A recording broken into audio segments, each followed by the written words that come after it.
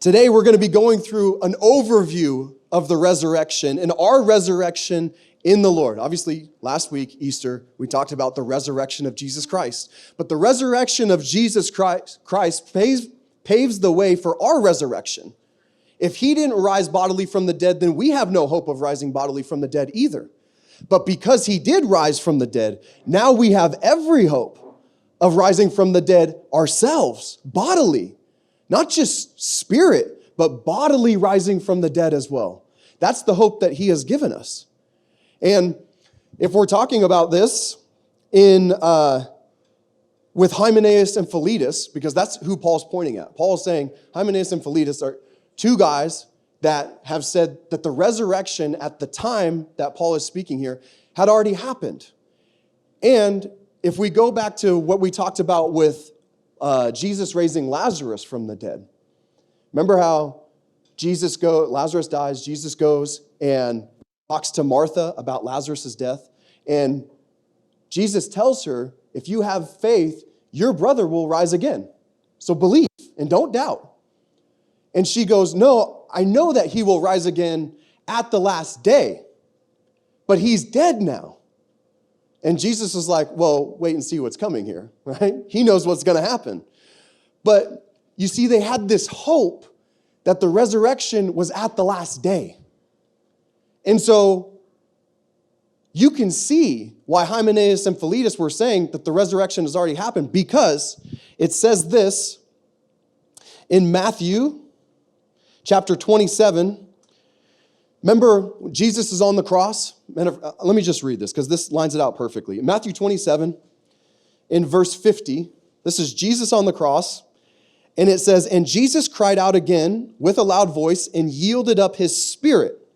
Then behold, the veil of the temple was torn in two from top to bottom, and the earth quaked, and the rocks were split, and the graves, here's the part I want you to see, and the graves were opened, and many bodies of the saints who had fallen asleep were raised, and coming out of the graves after his resurrection, they went into the holy city and appeared to many.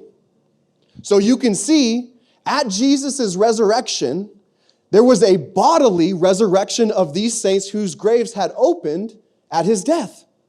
Their bodies were raised up, their spirits came back into those bodies, and they started walking around the streets of Jerusalem. First of all, from this verse, it says, and many bodies of the saints who had fallen asleep were raised. But also, it says they were walking around the city after his resurrection. I don't know if you guys have ever seen a ghost or a spirit or anything like that, but they don't walk, right? They kind of just like float around, so to speak. It says they were walking. They were walking around the city. And we see the same thing at Jesus' resurrection. He wasn't just spiritually resurrected. The very word resurrection means bodily.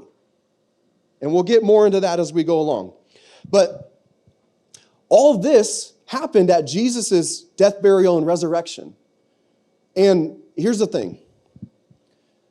If some event happened in this town where the graves opened up and then a bunch of dead people started walking around, that would be big news, wouldn't it? People would know about that. And so I'm sure this event where the saints came out of the grave and started walking around Jerusalem, I'm sure people knew about that. It was widespread, right? So I can see why Hymenaeus and Philetus were saying the resurrection had already come and passed. And why it was upsetting the faith of some, because they believed that the resurrection was only happening at the last day. They didn't have these scriptures that we're going to read where Paul's epistles talks about this at the rapture and so on and so forth, right? They didn't have the book of Revelation yet that tells us what happens at the actual end. So they're going off of what they had. And who knows? I mean, I don't know these guys. Maybe they had some type of, bad thing in their mind where they had an ulterior motive where they were trying to lead people astray. I don't know. But I'm just saying I could relate. Like if I saw people at Jesus' resurrection come out of the grave and start walking around, I'd be like, well, that was the resurrection. It just happened.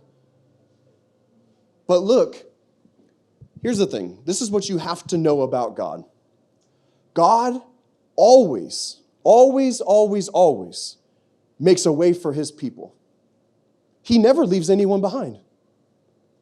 Jesus said, of all that God has given me, I've lost none.